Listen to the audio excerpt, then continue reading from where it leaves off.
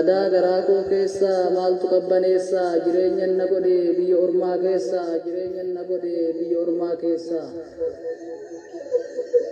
dhiiga lammii kootii otoo ijaan arguu garaan kun dadhabee callisee irra darbu baruma ammaa jenna hanga barri darbu baruma ammaa jenna hanga barri darbu falmadhu lammii koo warri alaaf keessaa gabrummaa buqqifnaa jedhaa walii labsaa tokko ta'a ka'a mee akka kaleessaa tokko ta'a ka'a mee akka kaleessaa inni bahaaf dhihaa inni kaabaaf kibbaa tokko ta'a ka'a dhiisaa mee wal jibbaa jaalalaaf tokkummaa mee wajjin hiriira riqichi bilisummaa yoo sannuuf diriira riqichi bilisummaa yoo sannuuf diriira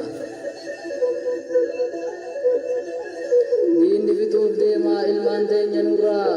diinni fixuuf deemaa ilmaan keenya nurraa nyaachuudhaaf darra'ee biyya keenya irraa deemuu qofaa miti arrasitti jira nama meeqa du'e walloof wallaggaarraa isin hin dhageenye boo'ichi walloo koo isin biran geenne boo'ichi walloo koo isin biran geenne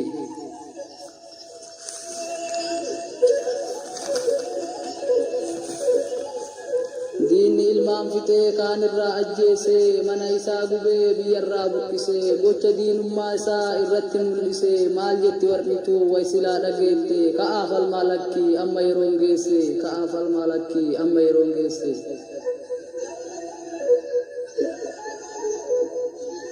walloo qofaa miti guutuu oromiyaarraa wallaggaa fi gujii shawaa fi arsiirraa baalee fi harargeen booranaaf iluurraa jabaannee haa falmannu diina kaafnafirraa jabaannee haa ka'annu diina kaafnafirraa yaadadhaamee takkaa seenaa sakaleessaa aanoleef calanqoon gocha suukanneessaa harma muraaf harkaa madaalee kaleessaa waan daganne seetii seenaalee kaleessaa waan daganne seetii seenaalee kaleessaa addas kunoo fidee ekeraa bineensaa siidaa isaa dhaabaa jimmaaf shaggar keessaa gocha diinummaa isaa ofirratti addeessaa gocha diinummaa isaa ofirratti addeessaa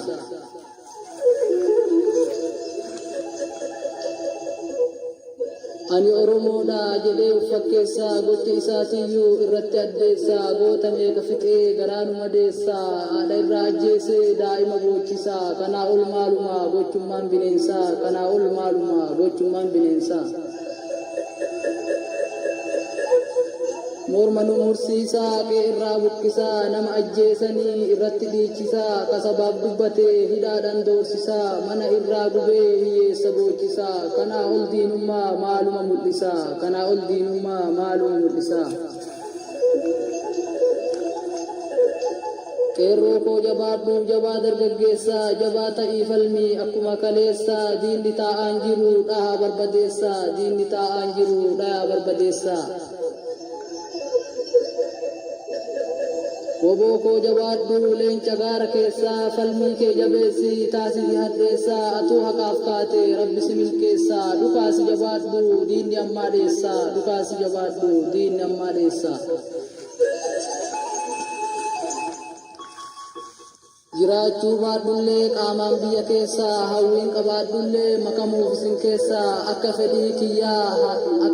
kiyyaa hadhaamii kaleessaa isin wajjiin lolee diina barbadeessaa narree hin hafuu hawwiin koo kaleessaa abdii rabbii jedhaa gaaf tokko milkeessaa abdii rabbii jedhaa gaaf tokko milkeessaa